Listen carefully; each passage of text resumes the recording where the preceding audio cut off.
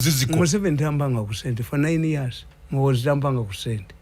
But these people are fighting to give me money. I'm the Kati, where do I go?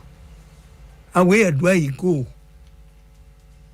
Bano bate bampa. Gokulira mwa Museveni. Ngampachi.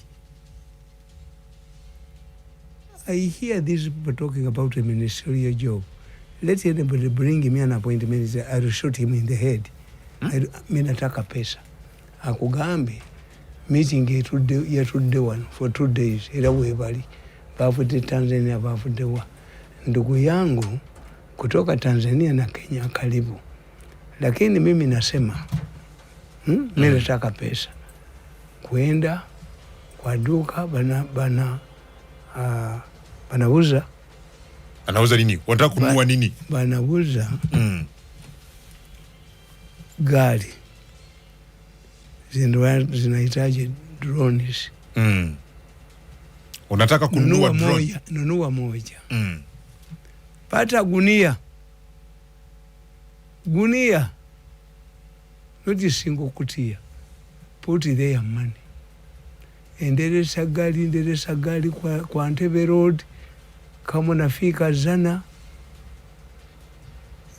you come to my home. I take furus Chensimbi.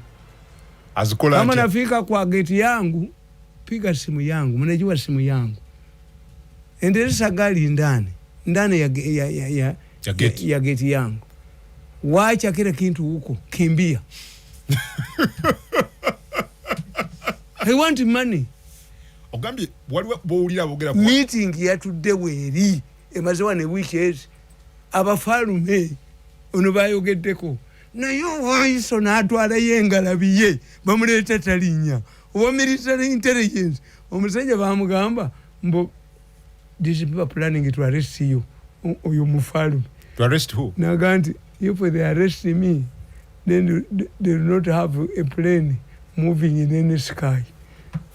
Ba mafia bejini na mimi mafia mnafikiri nasikia wewe mnasema na wewe ni mafia hiyo mjinga hiyo mpumbavu hiyo mshenzi mimi nataka pesa na mimi mafia sawa mafia mimi mafia mimi nataka pesa sitaki kazi sitaki wabibi sitaki mimi nataka pesa.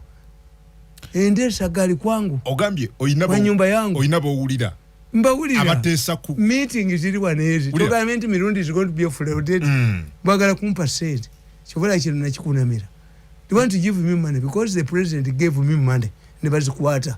But Museveni does not give me money for 9 years. What bagala kubwa minister? These people are saying let us give this money. Omusajja akugambi. Bagala kuwa sento baveko. Muna mugambi.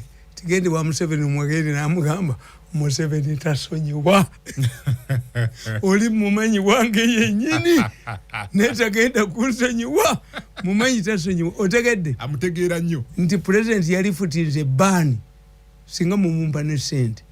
The monopoly on beef export has been lifted. The monopoly on milk export has been lifted. Ebyenyanja lifted.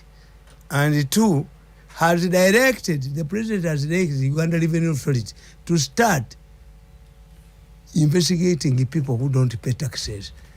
We are kubulira nagandi mu myaka gyonna tebanda yakafuna ku bipapula ya afunye bipapula. Yes.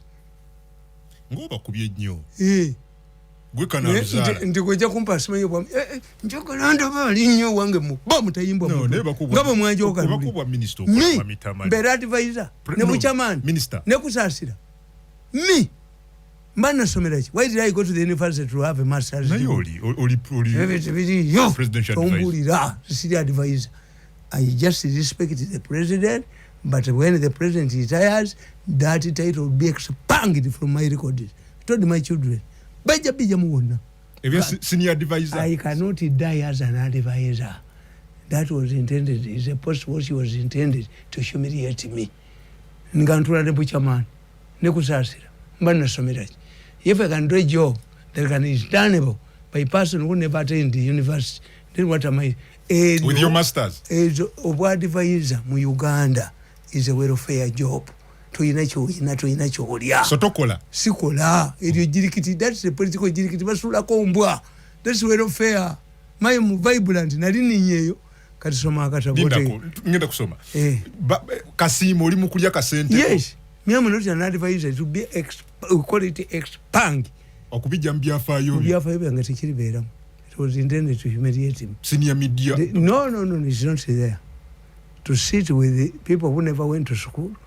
Eyo nyumba anzadde jirikiti, that's the political jirikiti by government. They put their people there, Kokatebe, and they give you. Can you introduce me as an advisor of Museveni at any faction? Bila WMP. Tamale. Yes. I'm above that status. Wanga no kwanjula wanonga presidential advisor. A general cannot become a platoon commander. No. The last job I held in the government was a spokesperson of the president for 14 years. And we bakujja minister ugenda no ko. Ndidde sikola pa minister. Ndikola mu ya muhozi. Where I know who is who. Oyo mwolide bagambye nti this baby. Mpulide mukatambya. Agambye tewali eno sichi. But they are joking. When you say that this is not a monarchy. In America, the conservatives went to Canada. The Republicans stayed in America. But let us look at American politics. The Kennedy family, even after the assassination of Kennedy, held a constituency for 45 years. The Kennedy family. The Kennedy brother held a constituency as a congressman for 45 years because of the name of Kennedy. What about Bush? Bush and his son. It was a matter of a difference of years. What about Clinton and his wife? Yes. What about the Gandhis in India? And the Gandhis are not related to Gandhi. These are Nero's children. Many people don't understand in India. These are not descendants of Indira, of Gandhi. Gandhi does not value his status. His friend, Nero, named his descendants Gandhi. The Gandhi's children, these Gandhis you hear in India, they are not related at all to Gandhi.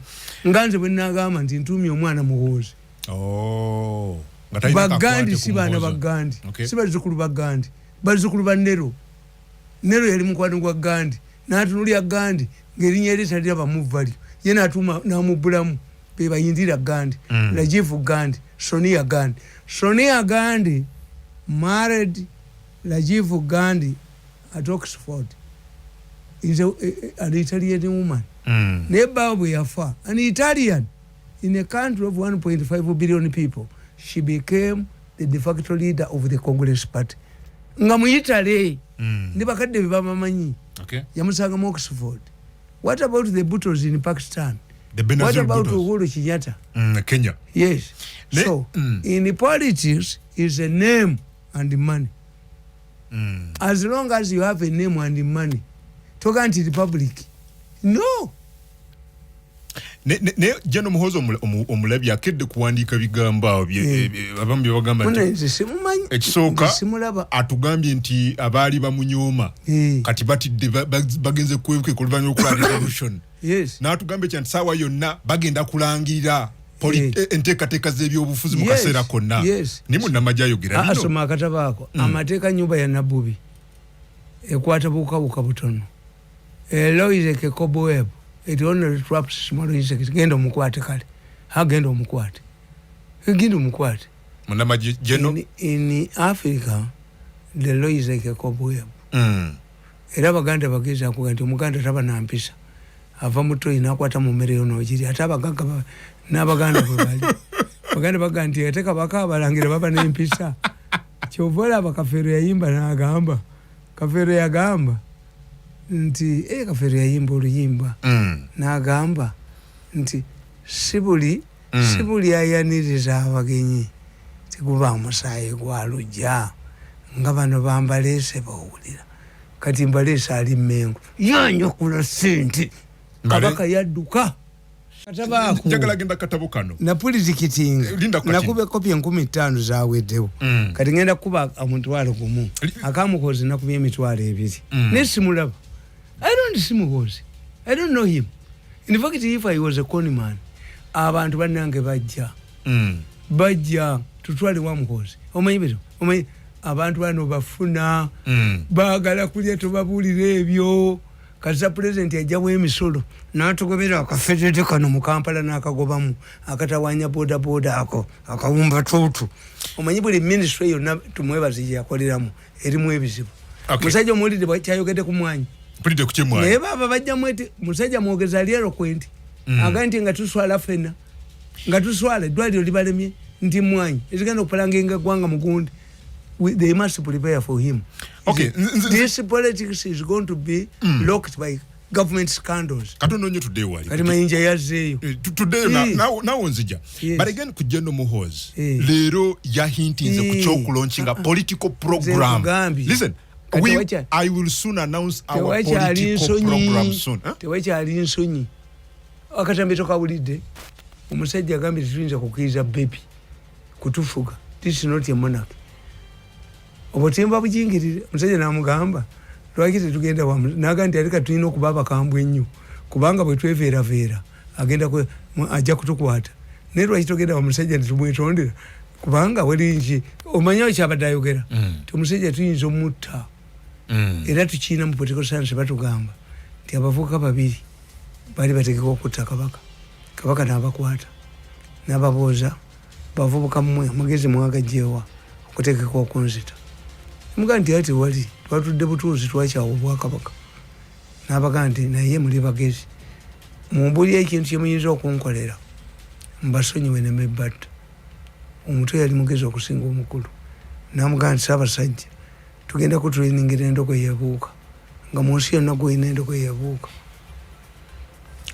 n'abaga mbasonyi kaakati omukulu n'abuuza omuto naye kyetwetaddeko tukyakisobola tunakisobola omuntu yamugamba oli musiru tubadde tugenda kufa lwaleero. The king can bring a horse nga buli zaleeta tuzita tezisobola kubuuka. By the time kabaka ayinza okufa niwejjawo kabaka omulala atalina bukambwe kufa naffe tuyinza okufa naye babadde batutta leero. So in politics we buy time. This is what the man was telling him.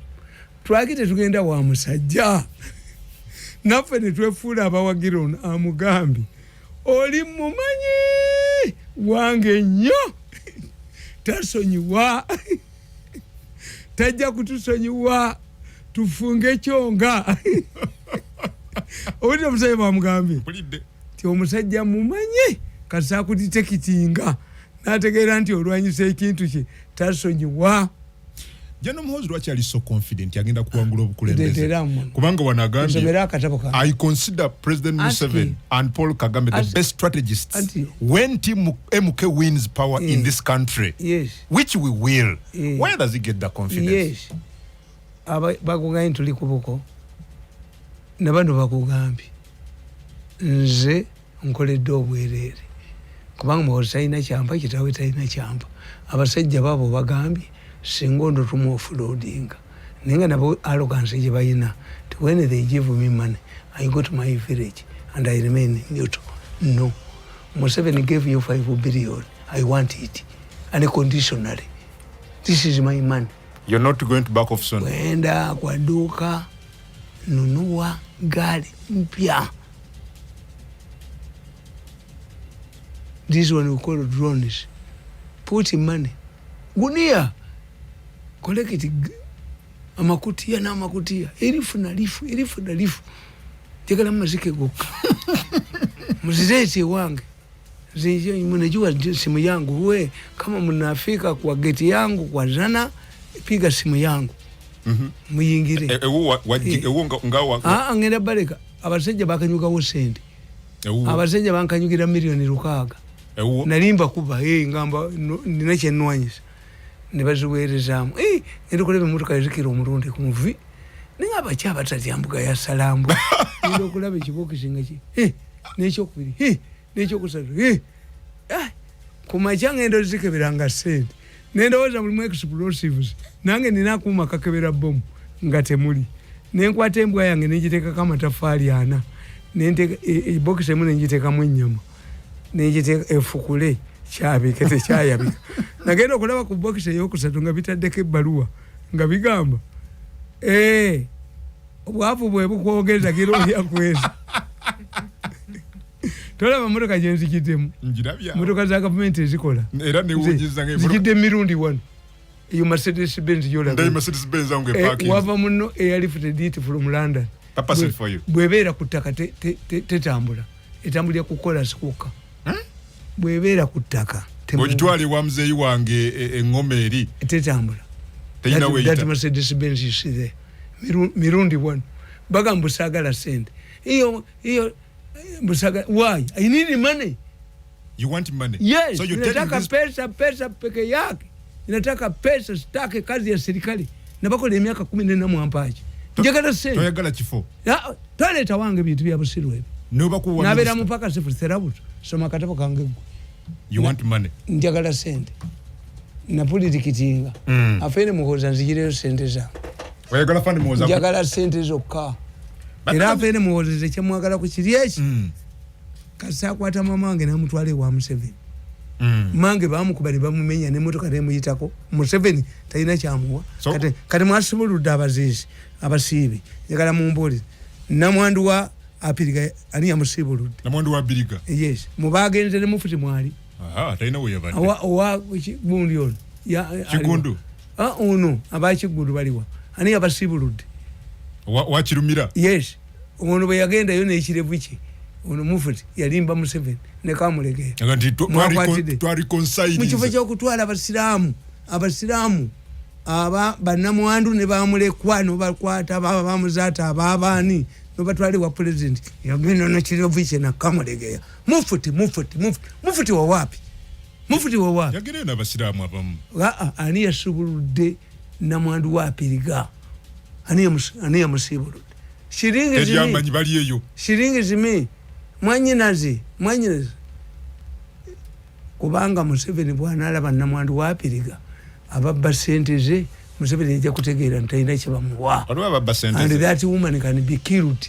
Kubanga Museveni kasana kyobe yavaawo ne wajja wabalala takyafuna buyambi kati sente ze bazibba kakati buli gwe babbira sente. So bwanagende wa president ajamubuuza mzee sikyafuna sente bayole bevi bayola abazibba batakuta sente basse kamiro banna kamiro ani akola namu ne mayinja abakubi ne wabachawa bubi. Yes, I fought for my good. That's why mayinja ne yafudawo na yafuna ki yajja wano anti yafuna ki nangamba ambassador wa national water twewunyiza tukubira abyazeyo naleba bebe kulu ku dina tiyayimba bayimbisa kabande pakayite ebivuga nga muli mwaka wala kali bwekati bayimba kali yuki nenga bebi kulu atudde wali abagoberera banji wano Mariam Nambuya we bali nabalala njagala muhoza mpa batamba mwagalanga muntu ogambira mozi obata ina champa mwagalanga muntu obakuwadde batakuwadde obatamba doba kire eche musaba mange bambi yali fudde bulungi nga tuseke wa president nalweshe mugano mulaba kale kansome wano ali ku radio 4 katobo kantuzenga tukasoma ne page eno tedujomanga kuba kaita The Lion and Masai Warrior, the casualties of the succession battle. Okay, wanawagamba. On the other hand, a Masai warrior is trained to tame lions. It is believed that since lions do not expect to be challenged by any other animal, they take a long time to recover from the shock when confronted. Secondly, a lion does not feed on dead animals. It also tests the health condition of its prey by forcing it into a race. This is why the lion startles a herd of antelopes before it identifies the target prey and chases it.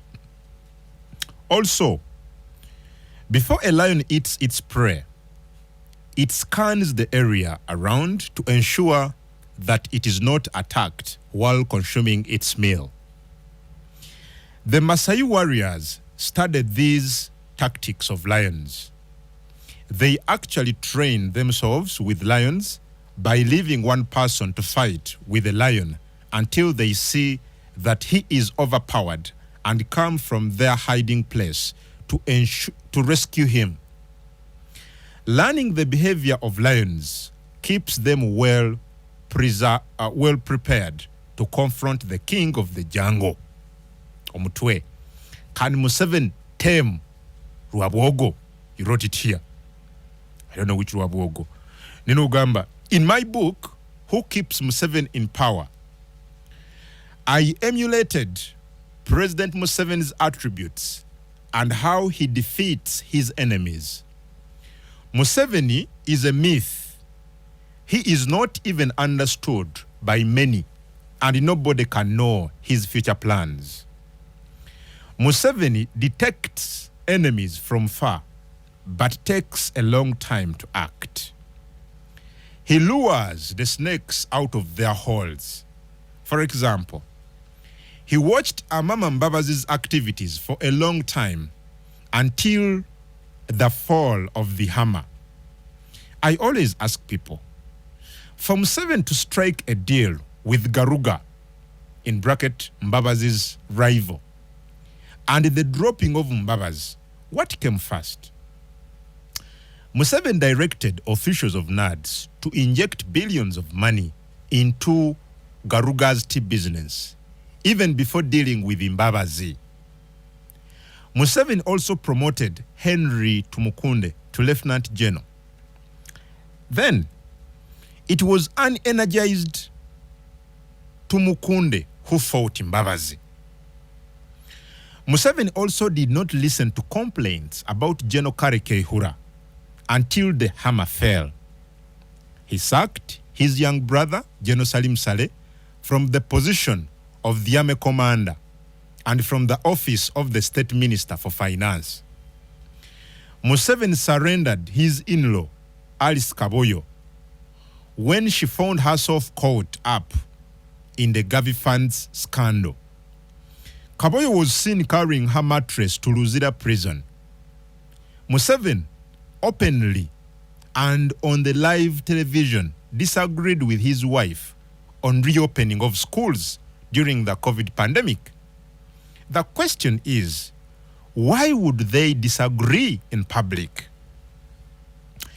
A story is told of his close relative who stole his cows, and Museveni reportedly surrendered the man to law enforcement officers for prosecution. It is rumored that Museveni's father, the late Muze Amos Kaguta, saved the man by staging a hunger strike. In 1986, the most powerful women in NRM were Madame Gertrude Njuba and Hajat Janet Mukwaya. When escorts of the late Oliver Zizinga killed a suspect, Museveni surrendered her to face the law. Zizinga was only released by court even when she had lost 9 children in the war. Museveni sacked General Eri Tumwine, a member of the 27 pioneers of the Luero Bush War. General Tumwine is one of the Bush War heroes with a permanent reminder of the Kabamba attack when he lost his eye. Those who were in the bush know the role Chobe played during the initial stages of the struggle. Even when Museveni was leaving for Libya to meet Gaddafi in 1986, he spent the night at Chobe's house. However, when Chobe found himself on the wrong side of the law, he was arrested and surrendered to the law. Haji Serunjoji, who was recently arrested on orders of State Minister Sam Mayanja, contributed enormously to the NRM struggle. One of his wives was grabbed by a soldier during the Bush War days, only to be reunited with Serunjoji after the war. In spite of all this, Serunjoji was put behind bars. During the Gavi funds scandal, Professor Gilbert Bukenya, the former vice president, who used to call himself Mahogany, was also put in prison and he had to face the law. Sam Kutesa, whose daughter is married to Museveni's son, and the two married from the same family, also suffered the same fate. He was dragged to the dock and humbled to the bone marrow. The only thing he got was seeing Museveni's family members present in court. Major General Jim Muhwez, whose wife played the role of Senga at the handover ceremony for Museveni's daughter, also found himself in Luzira prison during the Gavi scandal. What about General Moses Ali? He arrived in Uganda from exile aboard a cargo plane with Land Rovers and bodyguards. Upon meeting Museveni, he said, "You killed people, and I killed people, therefore no apologies." Moses Ali was demanding for the vice presidency according to the Tripoli Accord of 1986. 1983. That's what is here. He used to attack Museveni during NRC days until he was arrested, charged with treason, and imprisoned for more than 2 years. Whatever he has today has been achieved on Museveni's terms. What about Lieutenant Colonel Andrew Rutaya, who single-handedly paddled the canoe and ferried Museveni across Lake Victoria from Kajansi to Kisumu on his way to Libya in 1983? What about General Pecos Kutesa, who was Museveni's trusted ADC? He accompanied Museveni to Libya in 1983. However, when he failed to capture the parliamentary building during the final stages of the war, Museveni replaced him, and he died after a drinking spree for idleness had taken toll on him. The list is endless. Therefore, this takes me to the final submission. Will the Maasai warrior defeat the lion? My submission is that Museveni is still in a position to defeat anybody threatening his government. As I enumerated above, Museveni is in a retiring age. Museveni's future insurance is a stable Uganda, where he will be able to look after his cows and his grandchildren. Museveni cannot therefore allow a hostile group to take power in Uganda. Those who want to rule Uganda after him must keep this in mind. He is in a better and strong position to ensure an orderly and peaceful succession, to guarantee himself a peaceful retirement. God has given him a long life in power, and he has keenly observed the mistakes made by his counterparts, like Libya's Muammar Gaddafi, Kenya's Arap Moi, Robert Mugabe of Zimbabwe, Kenneth Kaunda of Zambia, Mobutu Sese Seko of Zaire, and Angola's Dos Santos. He has been able to see the end of Sudan's Omar Bashir and Egypt's Hosni Mubarak.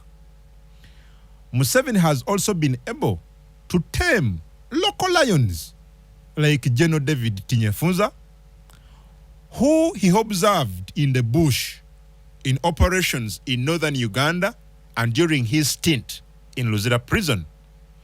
The Baganda have a good proverb, "Echuma chitamuwesi," which means that it is the blacksmith who seeks the metal and not the vice versa. Echuma chitya, not chitta, but chitya muwesi. The Baganda have another saying, "Kakulu takulirwa, meaning that although a hammer can crush the rock is stronger than the hammer. The hammer is made by man, while the rock is made by God.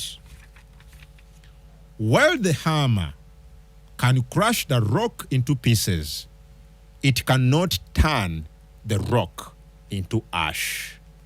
A student can never be better than his trainer. Kataboyuka Koma, authored today, 7th March 2022, at my residence at Zana, completed at 10:30 a.m. Bipapula bya URA ebyomusolo. For the first time I've received them. Yes. The monopoly on beef and the milk has gone. Yes. Okay, Museveni president actually in position of crushing anybody. Anti kakati chiribwe chiti. Why are they missing the point? They miss the point. Fabaganda tukugamba. Mwana wange. Bwobato tidenze oliti amalalo. If you don't respect your father, will you respect his grave? Don't know what it means. Tainza kuwa busika. Ujja kutunda webali muzika. This is what Muganda means. If you want your busika, I should be able to respect me so that I know. But if you don't respect me, then you cannot respect my grave. That's a Muganda. Muganda agamba nti omudu awulira yatabaze engabo ya mukamawe. You don't know it. Baganda used to marry abakazi bana. Kadulubale, Kabeja, Muwanika, Nasaza Magera, and is. Bakazi bana? Muganda bera n'abakazi bana. Ate bino okubeera mu muyima. Mubana? Muyima alize mikisa. Baganda bagala nnyo abakazi abayima. Naye ekyo gwe kituukiriza ekyabana. Do you know me? Kagati. Nti omudu awulira. What does it mean? What does a Muganda say? A Muganda says, if you are an obedient servant, I can send you twale nyama makagegindi. Kakati oyinza okusanga omukazi ngali weak. Eventually kubanga musajja ina abakazi bameka. Bana. Does he go there every day? No. Kakati an obedient good servant ends up sleeping with somebody's wife. That's what the Muganda says. Omudu awulira atabaze engabo ya mukamawe. Kakati okutabaza engabo is not a shit. Mbadde manyene engabo. Nego bobanga. Ebanga bondala. Anti wulira kakati gwe ovuma. Omukazi wange omuvumi nkuzaayo. Kakati nze nina abaana bangi. From different mothers. Nina amagezi gange goenkola. Nyinza okukubira omu ne mugamba nti maama wo oweegindi ali mu ddwaliro. Nga taliiyo. Olabe reaction. Ye reaction. Kakati nemmanya. You go. Nenga munoonyeza simulaba okubye ku simu ye. Ambadde sinagendayo nga nkutegeera. Bwe tojja kulabirira Abaganda bo nga nfudde. Engo muvaako. Yes, tukola obuntu omusajja akola Omuganda akola obuntu butono yobulaba always respect somebody's will. Abayina kyalabi. Bayina ensonga kwasinzira. Abaganda kasitaba kuleka mu ddame kitabu n'agamba ti omwana oyo yantuula mu kifuba. Do you know what it means? What does it mean? Okutuula mu kifuba. Kitabu n'akuleka mu ddame lye nti omwana yantuula mu kifuba. Wayagala ku bakazi be. Ampozi waliwo nagambye Kungu, thanks for the show. I beg Omukukunavu to at least provide us with one of his books on Google Play Store so that we can download and read it on our phone. Nze kyenjagadde okubeera nzekka. Abanyarwanda basala kugenda mu Northern Uganda tulina okuyizewo. Kagame Rwejima survived the three assassination attempts. Kakati abasajja berukungiri bankubidde essimu. Ojja nti kati je tufune baiti yo. Kati ne mutima omwo mwennyini eyamukoze. There are people who fear me to overshadow them. I'm very popular. Oh. Yes. Waliwo abakutya. Ne mu bennyini. Era wano ono minister omukyalo wa Kampala. He wanted me. Nakuba yenkungana ngasa. Ajati minsa kabanda. Lwabogo sente nazisiba. They fear me. That's why Lwabogo struggles. to ensure nti mujoininga ye yabala bubi yabali ya kumusajja atasonyiwa I'm playing games with the Mirundi seek and hide we am I a village girl ndira Mirundi nyizo kuda mune njogera nawe era nakati akugambye tibakugambye sente bazina so tewageze lukungiri but not basobola because they overshadow them ne mu kampu yabwe mwenyini era sibera mu liwa yogirano nti ojja kwata mu ngalo omuntu yenna awagira mu katola beruto kyakoze beruto kyakoze yagenze tamanyi how does a gentleman behave oli deputy president ogano tyo kwata busungu bwankulaki yaganyo kwata president mu ngalo bamuli bubi kubayishi yabadayagala nti omusajja ono ampalana tali nange ayagala kunekwasako wano bagambe ntuzanya games but jukira papa lweyajja babesije baganogera mu State House okulya dinner naye besije ye strategy nga yini ena mugongo Museveni yamukwata mu ngalo Prime Minister wa Bungereza yakwata Mugabe mu ngalo Obama yali akwata president wa Iran mu ngalo wa Iran nakola bwati azinge mikono nengo Obama what does a gentleman do kwa mwe nabuli omwaba akoze iki so your act was an act of a gentleman nasoma decision making is a whole chapter in political science. A decision is dictated by the past, a decision is dictated by the current, a decision is dictated by the future. Kati chawedde neba ali bagala omukolo bagutwale kichuke kive kuchiri nabagamba kidde ku kya Mirundi embera gyataddewo nti omusajja omu yagera musajja yabayita abazungu ba demonstrating anga kyoyiyiza that's why omusajja yazirwa buli omuyo tibobera mu baafu buli omuyo enkana n'amazzi agayiika yadduka bwerere ogendo ki reporting akugombolola yakola ki anti bwe webaka mu baafu Archimedes go yogerako he ran naked as agamenti never se mu baafu niye amazzi agavuddemu genkana ne volume yange kakati buli kintu nakyo omusajja yatraininga kapa ye okutuuza abagenyi okubakola etya okubaaniriza ne batuuza buli ensi ne yeewuunya n'ekiyita kidemonstrating kakati mu bagenyi abajja mwalimu omusajja omugezi alinga Mirundi yajja n'emmese ye kapa ng'emaze okukola ebyamagezi byonna n'ata emmese kapa primitivity yalinyirawo n'egirirawo mu bantu 13 katonyeze 3 nze Adam Kungu kapa yakola etya ekyalo muyo kyavaayo yes primitivity if muhozi needs all these people nabaganda betu batusoma okukolera abakulembeze a man like Museveni who recycles you must kateka yebo agenda tomuvuma no mbabazi bagenda tomuvuma kayigula tomuvuma if you are speaking on behalf of the president bakomawo sabogera nti walide bigambo bye tebamanyi nasoma diplomacy nasoma international relations bantu bakukubye nnyo ku social media atense bankuba nde bwe nabagambye omuntu nga yebulirwa akyala mu toyi anas toilet paper yomba n'amazige bigambo tebina kuita kumpewo tulina abana mami Tamale we tell you n'amazi if you go to the toilet la tulini oba kabini you will find the toilet paper will you quarrel with the toilet paper will it resist but a man like me I told you one of the rules of working for leaders is that never fight anybody anyhow. You demolish their ideas because time comes when those you fought are needed by the president. Mbabazi yaganti oyo musajja yankuba kuva 26 kaliya nampita kaliya bulo nakuita kaliya bulo goli kaliya bulo nakuba ndiya kuba besi ndamulaba ku byuma byange ngagamba nemala nkwata obuyinza omusajja omusala ko omutwe nenze kati mbabuulira if you don't put your house in order besi ekibayolako Dr. Besije achali wa amani ati kubuulira you will be rehabilitated because when you look at Lwabogo in fact usoma katako kange kanu nkugamba Lwabogo is in a position which Museveni was in 1980. Museveni were in 1988 to this Lwabogo. Why? Museveni frustrated all efforts to join the government because he had a special program which he could implement when he was in charge. This is Lwabogo.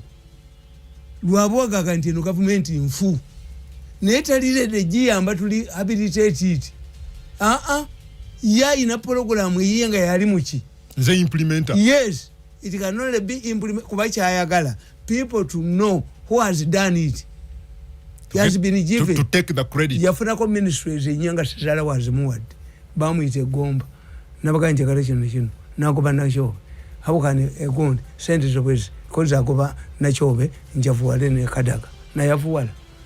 Nevuwala benzi zeri wao. Benzi yao njirabye. Mirundi one. Nabako n'abasirikali bali ya. Yes.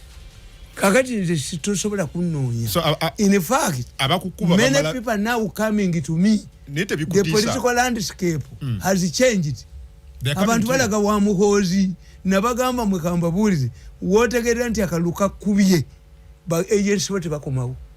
Bibogera tebikutiisa. Ebyaki. Tamale yali ebigambo bye Tamale yamala akasera ng'atugamba atambula n'ennyondo ye. Gentlemen. Nayogedde naboki. Ani abadde ayogera oyo? Tulida katambi. Ani nabaga nti muhoza ine ekizibu. Abo abogera tabamanyi. Ono amugaye tugende tuteese. Meeting yabadde olwali okuva ku makya sigimanyi. Sigi recording ne video. Yabadde ono yamugambi. Yatuliriza meeting naita Mao. Naita opposition. Airanga Mao on Saturday. Mao, have you attended the meeting? Which meeting? You were supposed to be in the meeting now. Somebody has invited the opposition leaders.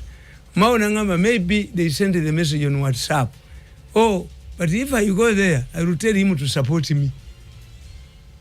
Told about Gamanti, never sent a bataja. Munena Amgan Tofayo. A presage about to tat deco, Tiba in Zakuja. Sevia wa fake Mirundi. Kati Volavanti, Aver Kungiria Bangai to any bite tobacco me. Gendo Colisent, Ati Mudira. Gendo Colisent. Banzita. Grupu zombi. Mugrupu zombi. Luno talwa pirao. Enyamerwana na mchere. Tomanyi kati oyiwa muyiwe.